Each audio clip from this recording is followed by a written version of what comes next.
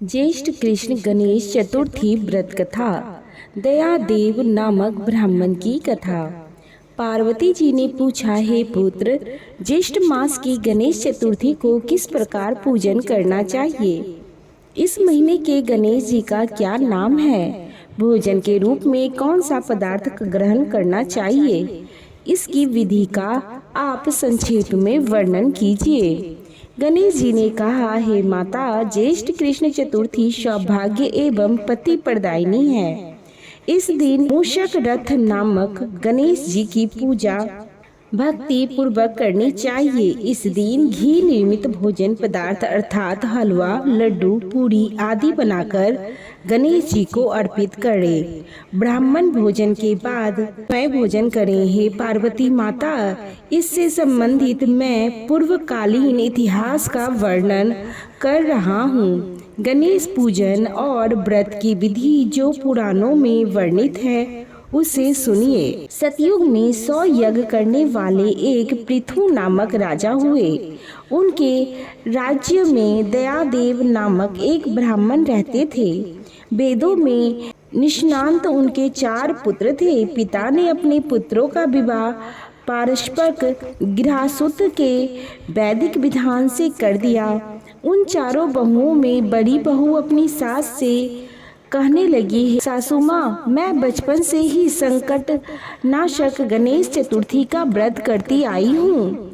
मैंने पितृगृह में भी इस शुभदायक व्रत को किया है। अतः हे कल्याणी, आप मुझे यहाँ व्रत अनुष्ठान करने की अनुमति प्रदान करें। पुत्र वधू की बात सुनकर उनके सासू माँ ने कहा, हे बहू, तुम सभी बहुओं में श्रेष्ठ और बड़ी हो। तुम्हें किसी प्रकार का कष्ट नहीं है और ना तो तुम भिक्षुक ही हो। ऐसी स्थिति में तुम किसी के लिए व्रत करना चाहती हो। हे सौभाग्यवती, अभी तुम्हारा समय उपभोग करने का है। ये गणेश जी कौन है? फिर तुम्हें करना ही क्या है? कुछ समय के बाद बड़ी बहू गर्भवती हो गई। 10 महीने के बाद उसने सुंदर बालक का जन्म दिया। उसकी सास बराबर बहू को व्रत करने का निषेध करने लगी और व्रत छोड़ने के लिए बहू को बाध्य करने लगी। व्रत भंग होने के फलस्वरूप गणेश जी कुछ दिनों में कुपित हो गए और उसके पुत्र के विवाह काल में वर वधू में सुमंगली के समय उसके पुत्र का अपहरण कर लिया। इस अनहोनी घटना से मंडप में खलबली मच गई। सब लोग व्याकुल होकर कहने लगे, लड़का कहाँ गया? किसने अपहरण कर लिया है? बारातियों द्वारा ऐसा समाचार पाकर उसकी माता अपने ससुर दयादेव से रो रो कर कहने लगी, हे ससुर जी, आपने मेरे गणेश चतुर्थी के व्रत को छुड़वा दिया था, जिसके परिणाम स्वरूप ही मेरा पुत्र विलुप्त हो गया है। अपनी पुत्र वधू के मुख से ऐसी बात सुनकर ब्राह्मण दयादेव बहुत दुखी हुए। साथ ही पुत्र वधू भी दुखी हुई। पति के लिए दुखित पुत्र वधू प्रति मास संकट नाशक गणेश चतुर्थी का व्रत करने लगी। एक समय की बात है कि एक वेद ज्ञानी और दुर्लभ ब्राह्मण भिक्षाटन के लिए इस मधुर भाषिणी कन्या के घर आए। ब्राह्मण ने कहा कि हे बेटी, मुझे भिक्षा स्वरूप इतना भोजन दो कि मेरी क्षुद्रा शांत हो जाए। उस ब्राह्मण की बात सुनकर उस धर्मपरायण कन्या ने उस ब्राह्मण का विधि पूर्वक पूजन किया। भक्ति पूर्वक भोजन कराने के बाद उसने ब्राह्मण को वस्त्र आदि दिए। कन्या की सेवा से संतुष्ट होकर ब्राह्मण ने कहा, हे कल्याणी, हम तुम पर प्रसन्न हुए। तुम अपनी इच्छा के अनुसार मुझसे वरदान प्राप्त कर लो।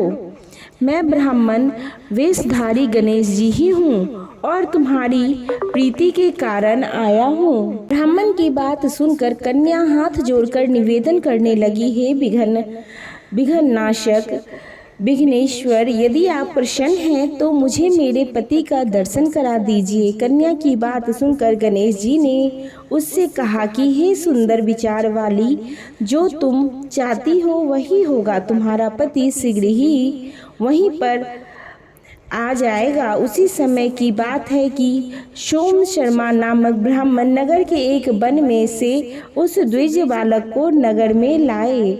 अपने पुत्र को देखकर दयादेव नामक ब्राह्मण बहुत प्रसन्न हुए। बालक के माता को हर्ष की तो कोई सीमा ही नहीं थी।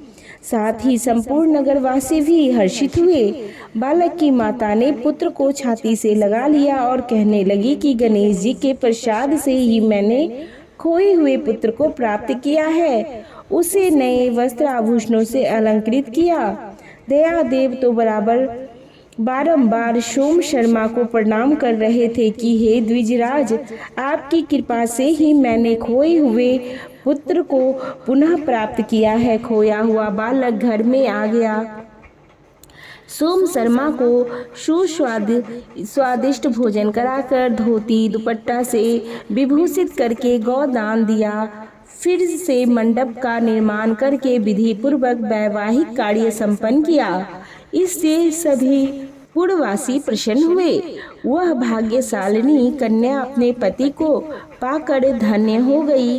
ज्येष्ठ मास के कृष्ण पक्ष की चतुर्थी मनुष्यों के मनोरथ को पूर्ण करती है। इस दिन नर नारी को एक दंत गणेश की पूजा करनी चाहिए। हे देवी, पूर्व कथित रीति से भक्ति पूर्वक जो व्यक्ति इस व्रत को पूजन को करेंगे उनकी संपूर्ण इच्छाएं पूरी होगी। श्री कृष्ण जी कहते हैं कि हे राजन युधिष्ठिर, भगवान गणेश जी के व्रत का ऐसा ही महात्म्य है।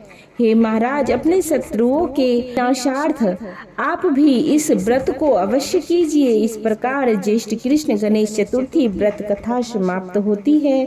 वीडियो को लाइक और शेयर अवश्य करें। अभी तक हमारे वीडियो के साथ जुड़े रहने के लिए आपका धन्यवाद।